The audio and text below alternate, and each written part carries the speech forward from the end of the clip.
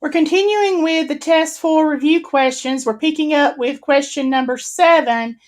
And the question is, what is the range of the exponential function, the opposite of 2 to the x plus 7? Now be careful, this particular question really only asks you for the range.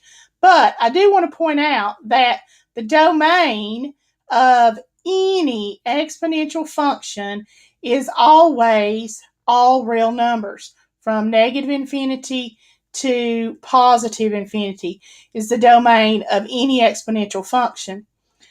The range may be a little bit harder to determine. There are a couple of ways you can do it.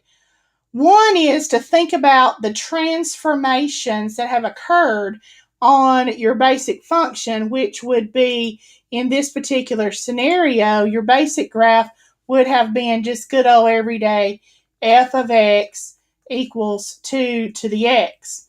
Now for that basic function, again, the domain would have been all real numbers, and the range would have been from 0 to positive infinity. But the function we're specifically asked about, again, if we think about the transformations that have taken place, this plus 7 tagged at the end actually means that we've shifted up 7 units, and the negative out front indicates that we've reflected on the x-axis. And so we know that instead of starting at 0, because we shifted up, we're going to start at 7, and the reflection basically is going to cause us to flip it. So the range is going to run from negative infinity up to 7. Now, the other thing, probably the easier way to do it, would be to actually create the graph on your graphing calculator. So if you go to your graphing calculator and press y equals, and you type in the opposite parentheses of 2 raised to the x power plus 7, and you graph it, then it becomes more obvious that you're going from negative infinity up to 7. Remember, you always write it smallest to largest. So using your graphing calculator there might be your best bet. Question number 8 says, find the approximate amount of money accumulated in an account after 5 years if $14,000 is deposited at 3.1% interest compounded monthly. Okay, here again on the test, the formulas are not given. This is a basic compounding interest formula, and so the formula is A equals P times 1 plus R divided by N raised to the NT power. A is your accumulated value, which we talked about before. P is what we call the principal. That's how much money you start with, or how much money you're depositing. R is your interest rate, which we convert to a decimal. T is your time in years, and N is the number of compoundings. How often are you going to calculate the interest? And all but one of those should be given in the problem. It says find the approximate value, the amount of money accumulated, so must be looking for the accumulated, after 5 years if $14,000 is deposited in an account at 3.1% interest, and it's compounded monthly, and there are 12 months in a year. So we've identified all the pieces. We have the formula. You definitely want to make sure you have that formula handy. And guys, it becomes a plug and chug. So we have A equals 14,000 times 1 plus, convert 3.1% to a decimal, it's 0.031 divided by 12 raised to the 12 times 5 power. Now, here again, at this point, I would pull out my calculator and I'm going to walk it through. But remember to do it in terms of the order of operations. So inside the parentheses, I would do 0.031 divided by 12, add 1 inside the parentheses, raise it to the power. I can do 12 times 5 in my head. That's 60. And then I'm going to multiply that times the original amount of 14,000. So in the end, I end up with, in the account, $16,343, I believe it was. And let's look at the cents.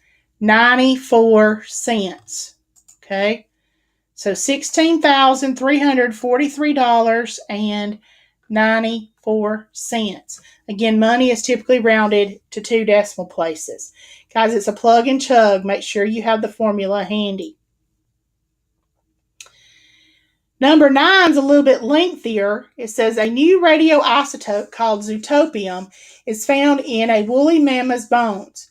The scientists' discovery occurred when they measured 50 micrograms of the aforementioned substance 10 years ago in a specimen's bones, only to find 49.5 micrograms of zootopium today.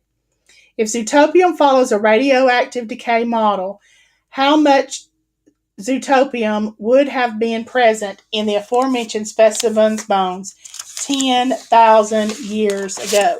Now, what may not be as obvious here in this particular problem is that in order to do radioactive decay, the radioactive decay is based on the continuous compounding formula. Okay, so radioactive decay model is based on continuous compounding. And the formula for continuous compounding is A equals P times E R to the T power, where A is how much you have at the end, P is how much you start with, R is the rate of decay, and T is time. And so in this particular scenario, it doesn't really tell me the rate of decay. So it's a 2-step problem.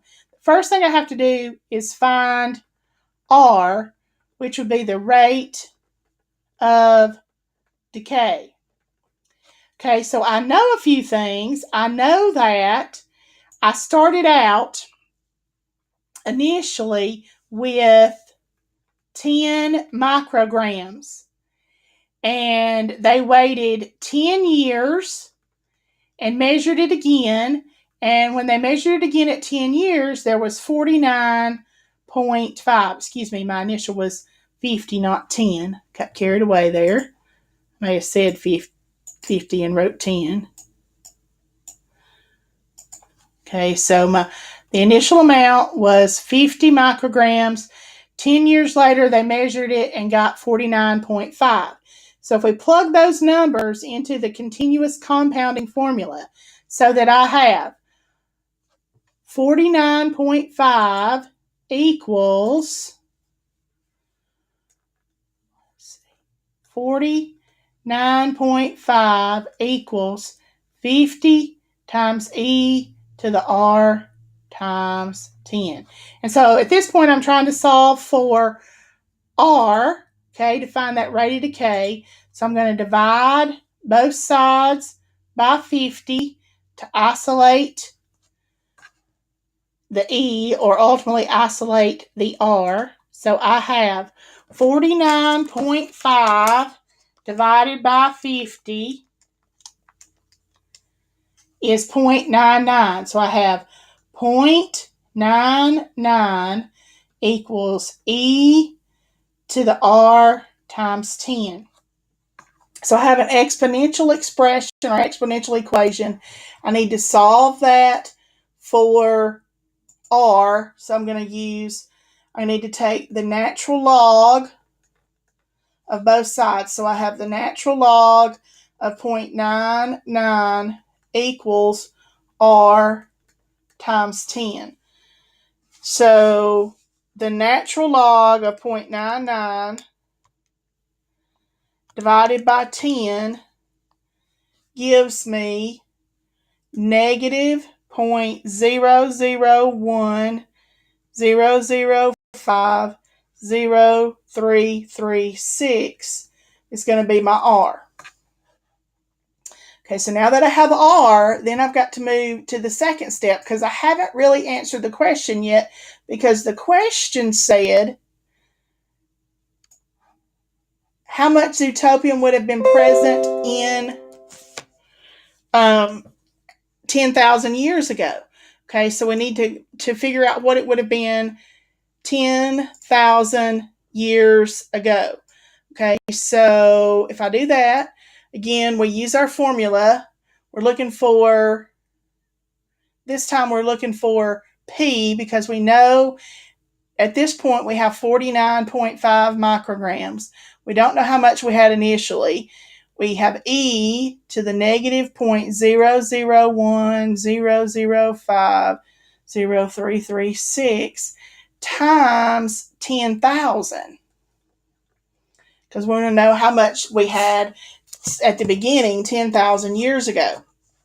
Okay, so if we multiply that decimal times 10,000 in the exponent, we get 49.5 equals P times E to the negative 10.050336. So then I'm going to use my calculator.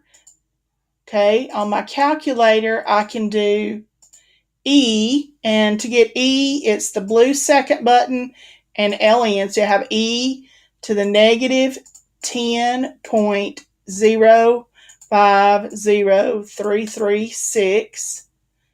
Okay, so I get this really, really small number. And so I have 49.5 divided by that really small number. And there would have been 10,000 years ago, there would have been, what was that? 1,146,596. So 114, can't remember all those numbers, 6596 micrograms.